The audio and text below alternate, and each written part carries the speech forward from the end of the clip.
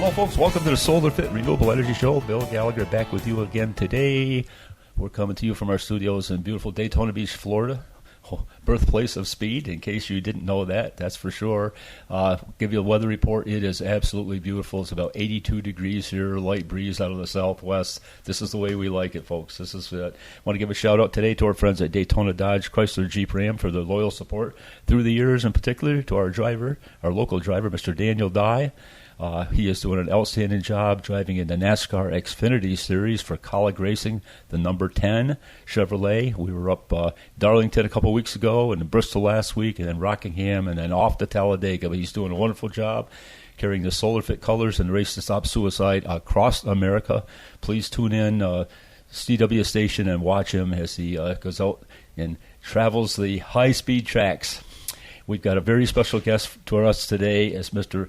Daniel Deuce, who is the founder and CEO of Clean Tech Industry Resources, also called CIR. Daniel, welcome to the show.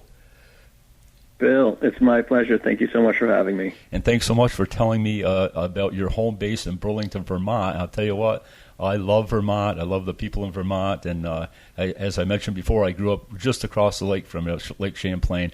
Before we get into it too much, just tell us a little bit about Burlington, if you will. Well, I'm staring out the windows of our offices towards Lake Champlain, which is only a couple blocks away, but I cannot see it, Bill, because it is currently snowing. Oh, no. So that says a lot about Burlington in mid-April. You know, they used to ask us what we did in the summertime in the Adirondacks, and we said if it fell on a weekend, we'd have a picnic. So you never know when it's going to snow up there, for sure. Beautiful. But listen, before we get into the wonderful job you're doing out there, let's talk a little bit about where you grew up and how you became involved in your business. Interesting. Well, I'm from the Berkshires in western Massachusetts, which is an interesting community because in the 1800s, early 1900s, some of the wealthiest families in the world built these, what they called Berkshire cottages there. So the Westinghouses, the Astors, the Vanderbilts had multiple Vanderbilt estates there. And with it, they brought a thriving local economy, lots of institutions, music, arts, etc. And so although the Berkshires is extremely rural, it's really in the middle of nowhere, Western Mass, it also has just a ton to do and a thriving tourist economy. And so growing up there in the sticks, as it were, but also surrounded by art institutions and things like Williams College, number one liberal arts college in the country, was pretty formative to my childhood. My grandfather reminds me that when I was 6 or 7, he asked me, as any good grandfather would ask, what I wanted to do with my life. And evidently, I don't remember this, but at the time I said, I want to do something really good for the world, but I want to make a lot of money too. And he reminded me of this decades later, and he said, well, you really did come through, because he had warned me at the time, you can't really work for an NGO and make good money, because that was really used to be one of the only options. He was a global businessman. One of the only options to add and do good was to work for a nonprofit. But now with the renewable energy industry, we can do good while doing well. So found the industry and have fallen in love 18 years ago. I launched my own large utility solar development platform, was working on developing a 40-megawatt project in Alamosa Valley, Colorado. That would have been the largest operating asset in the world if it was built at the time. That's the scale of things and how they've changed. And I've been hooked ever since. So really love the space, love the industry, and fully expect I will retire out of it or die trying, Bill.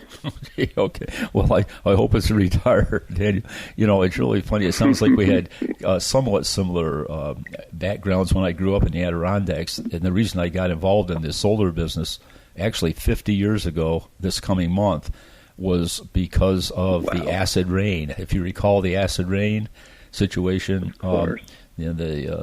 the mills over in the Midwest were, putting pollution into the air, and as it traveled eastward over the Adirondacks in the rain, it dumped acid acid rain right into the lakes and was killing the trout, defoliating the trees, and that's what really inspired me to get involved. It sounds like something similar to you. I mean, you came up with from a background of a kind of a rural background in the woods and stuff. Is that similar?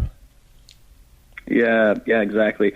In my hometown there was General Electric had a massive facility there, and it was heavily polluted by GE by PCBs, polychlorinated biphenyl. And I remember doing research on this in middle school and high school, and realizing that we had to dramatically change our ways as a species if we were going to continue to thrive and clean up our act. So, yeah, when you spend a lot of time in the woods, but you're also exposed to pollution directly, it can be pretty formative, huh?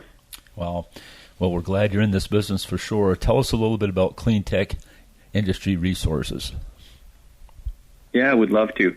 My core team and I came together about eight years ago, although I had first formed the parent company about 12 years ago to own and operate solar assets, so that industry folks could take advantage of tax benefits associated with these projects. So we owned and operated projects for CBS Studios on their television studio properties in Beverly Hills. And so I've always maintained the entities. But most recently, the core team came together under a platform that I had ranked by third-party analysts as the largest solar IPP in the world. In the United States, we worked together to execute over just under $600 million of project opportunities with industry leaders like Berkshire Hathaway Energy, Meta, and others. And I fell in love at that time with the power of software in increasing efficiency across activities throughout the industry, as well as with the power of the U.S.-India relationship. India was executing projects that are 5 times larger than exist in the United States now, so the talent that is there has rapidly evolved to be world-class, world-leading. And so we have now 4 offices between Burlington, Vermont, Ahmedabad, India, Noida, India, and Chennai. And we're just under 150 folks today. We're adding a new team member on average every business day right now, and also a new client on average every other business day, because what we've done is fundamentally game-changing. We have commoditized 95% or so of renewable project development activities, and we have commoditized 100% of renewable project systems engineering, civil engineering, substation engineering, and that's across solar, batteries, EV charging, and so what that allows for is it allows for an amazing degree of efficiency in working with our clients. Just imagine the entire 2, 3, 4, 5, or 6 week bidding process is eliminated. We can immediately price all these activities from our pricing calculators and just get to work rather than having any kind of back and forth in pricing exercise. So it really allows for an amazing level of efficiency. And in addition to that, we provide flexible bandwidth across all of the industry activities.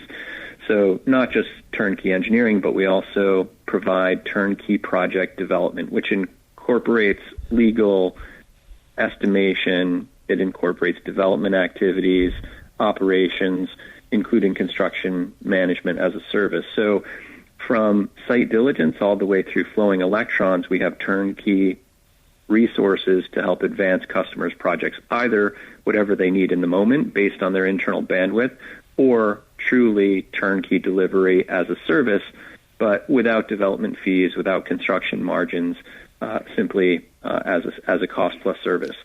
So it's fundamentally game-changing, and that is the reason why we are growing so quickly, including even after the election here and even in the current tumultuous environment we find ourselves. Wow. Yeah, I know we're going to talk about that in a little bit. Daniel, because your international footprint, I got to ask you a question. When you're going to some of these other countries and communities, I mean, how active are they in promoting this? I mean, is there any pushback, or are they all in and saying, man, this is clean energy is the way to go, let's get started? Yeah, it's a great question. We we have over 64,000 vendor contacts in our databases for procurement processes globally. So you are right that we do have a truly global reach and global network.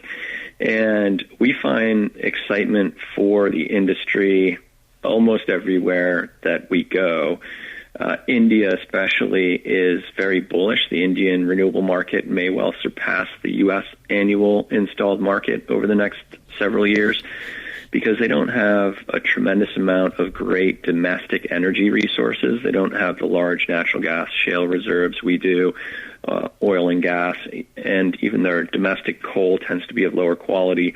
So renewables for them is a national imperative.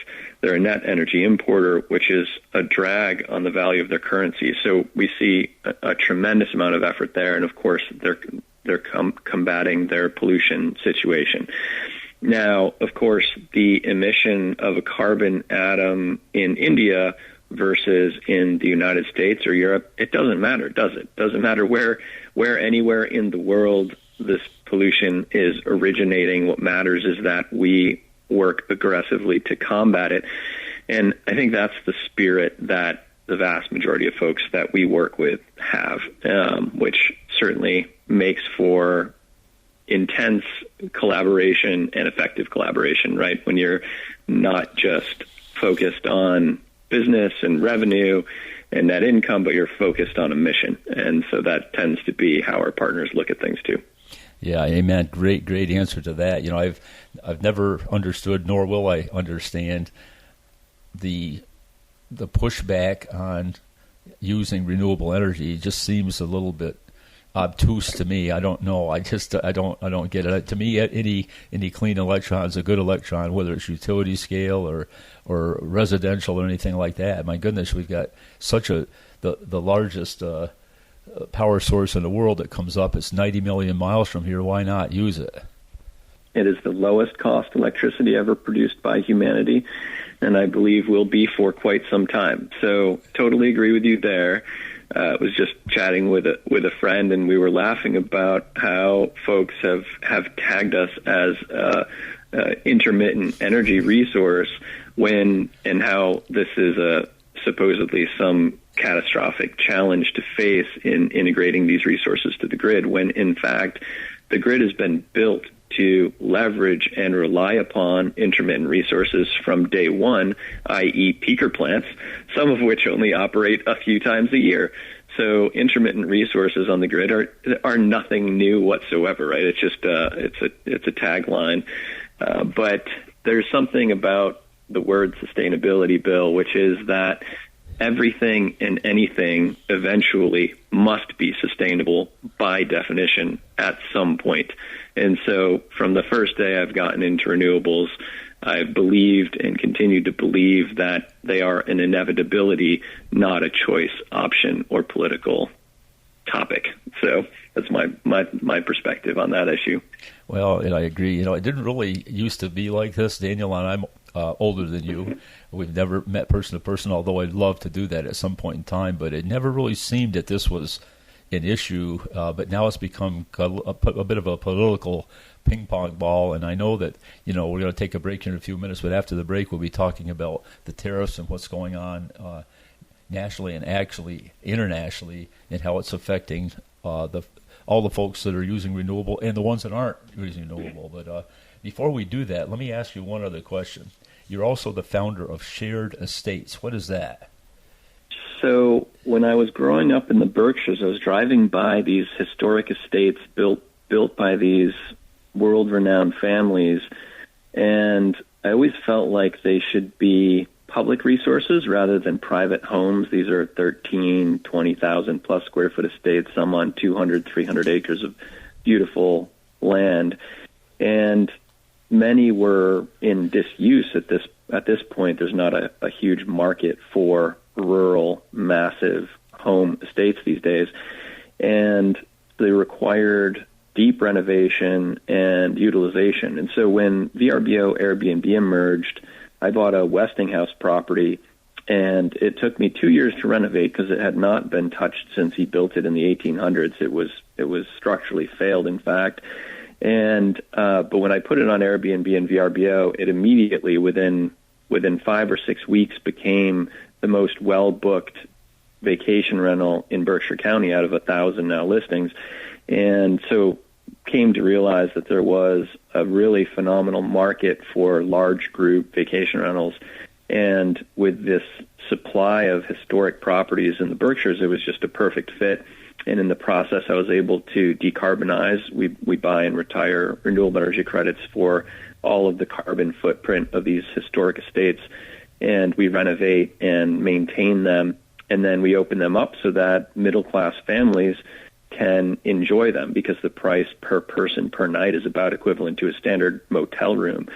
So love the shared estates business, and we've hosted tens of thousands of folks at this point in these historic estates, built by, one property we did was built by Christopher Reeve in Williamstown. A property we currently own was built by U.S. Secretary of State, and we know that J.P. Morgan Chase has visited that property, among many others. And so truly historic properties, and we love the model. We love making these properties more greener, cleaner, more energy efficient, and allowing everyone to enjoy them, not just the 0.1% wealthiest families in the world that built them. So love that business. Man, Thanks for asking about it. That is fascinating, Daniel. Fascinating. Folks, we're going to have to take a short break. Stay with us. We'll be right back.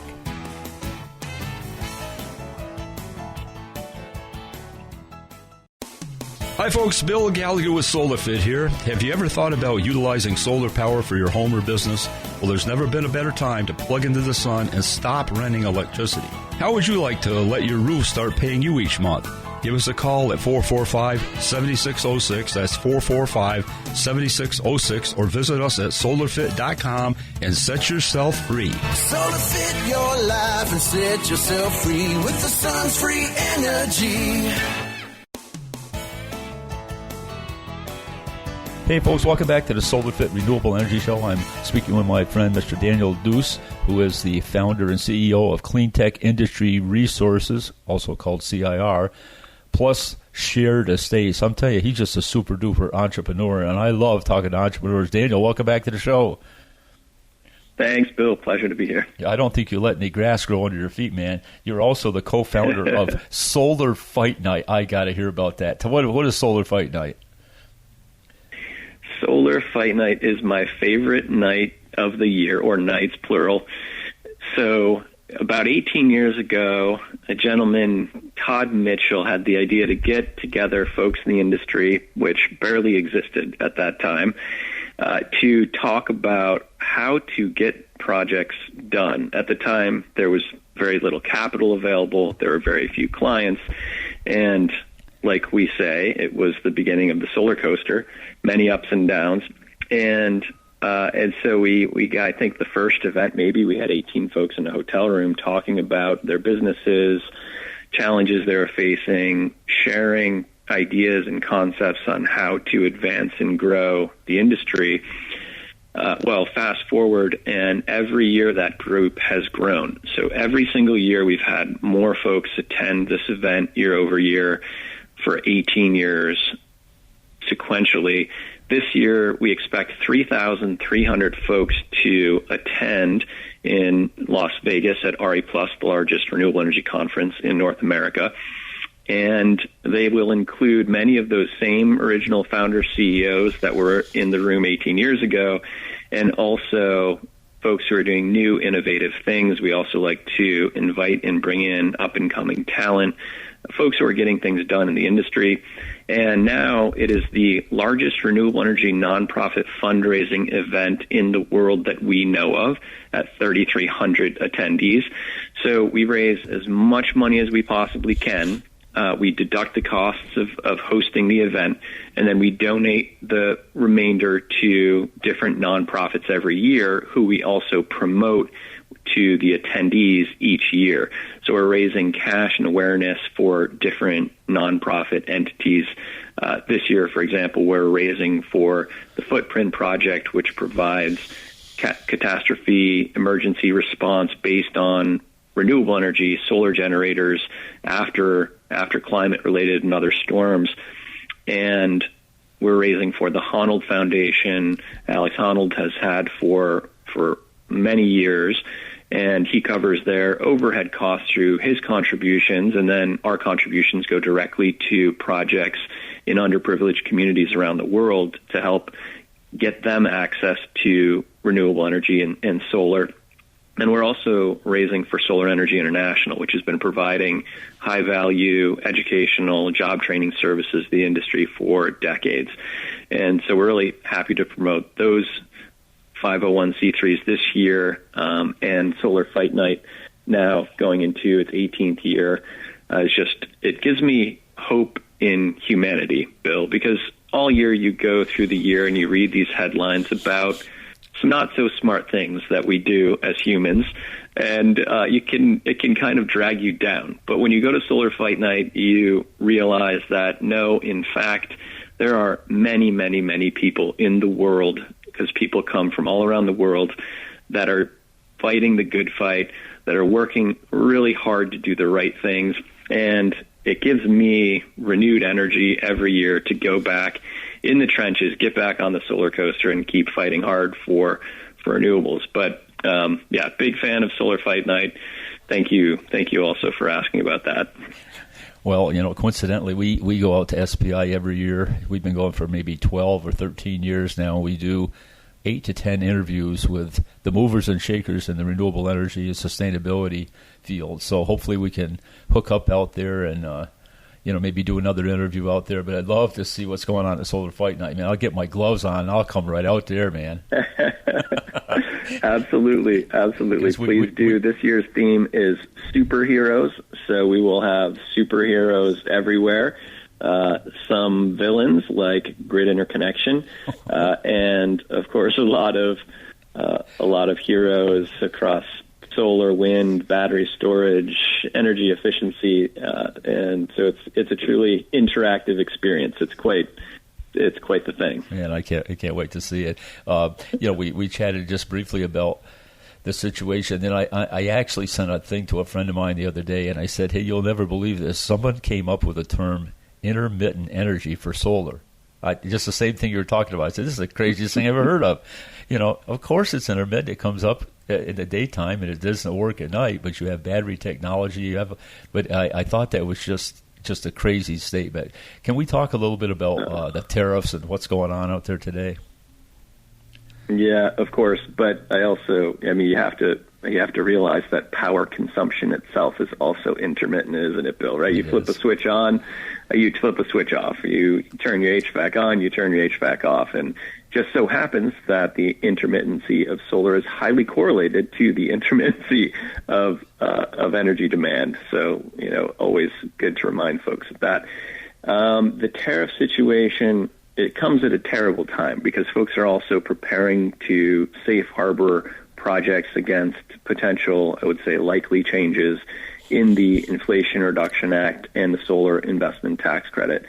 And so in order to safe harbor projects, you have to procure materials. And while tariffs are simultaneously impacting supply chains globally, given we've decided to threaten virtually every country in the nation with import taxes, let's call them what they are, import taxes, then we have a truly complex situation where supply and demand are further complicated. We are running at CIR many gigawatts of procurement activities, including, for example, we have a turnkey systems RFP package process where we will develop detailed bills of quantity for every material in the system. We will RFP each of those in unique RFP packages and obtain global data direct to even OEM manufacturing houses globally to find out exactly what is the cost basis and what are the options for each of the components in these systems, from major equipment like modules, inverters, racking, and batteries, all the way down to minutia like nuts, bolts, and inches of copper and wire and conduit. So in that process, of course, right now we are getting a tremendous amount of responses of we don't know how much we can sell our product for into the U.S. market, right? We don't know what the situation truly is today. They have to assess their own supply chains, which could incorporate dozens of downstream suppliers and upstream suppliers, and so we have a lot of unknown. Interestingly, if you do the math on the impact of tariffs, most likely under the current anticipated regime, let's say a system, a utility scale system on average is $1 per watt for sake of conversation, and roughly 50% of that is materials, the other 50% being soft costs, SG&A, overheads, labor primarily, integration. Then of the 50% of equipment, let's assume roughly 50% would be impacted by tariffs. There's not a domestic U.S. supply chain. And if you assume that tariffs will average about 30% on that balance, then you're only talking about a 7 cent or so per watt impact. Now, that is not good. Many projects will not survive that. But it is also not catastrophic to many projects. You're also getting an investment tax credit, 30 cents on the dollar, 30 to 40% of that back in terms of incentive. So that would reduce your true impact maybe to 4 cents or so. So not great, but you can plan around that and you can execute. What's harder is the unknown. It is the uncertainty. If these dramatic actions can be taken with what seems to be little foresight, and if they can be changed on a moment's notice, how do you make hundreds of millions of dollars of investment decisions, right? Long-term investment decisions. How do you make major procurement decisions? Should you wait for reprieve? Should you buy now? The answers are very murky because of the unknown. So it's that uncertainty that is actually, we've seen, be much more impactful. It is the pullback of project finance that has been more impactful to the projects in our process. And we have over 3,500 projects in our process across the United States and globally. So that's really been the bigger challenge. Boy, you did a beautiful job of outlining that, Daniel. That's the thought process we're all having right now. You know, how do we manage this? We seem to be on a pretty cool little glide path up until this disruption, and now everybody's running around with their hair on fire. Wondering, what are we going to do now? But you know, it just, as you say, the solar coaster has always been a little bit like quicksand. Like you move your foot, and the next thing you know, you got to move your foot again. You pick it up, you move your foot like that. But boy, you talk about a resilient industry. We've all been doing this so long. We just realize it's just part of the plan. Daniel, we're going to have to do this again sometime because there's so much more I want to talk to you about. But before we go, could you please let the people listening in today know how to reach you and how to learn more about your products? Yeah, of course. So we actually have the world's first commoditized renewable project development as a service and engineering technical service product store right on our website, which is cleantechir.com, CLEANTECHIR.com.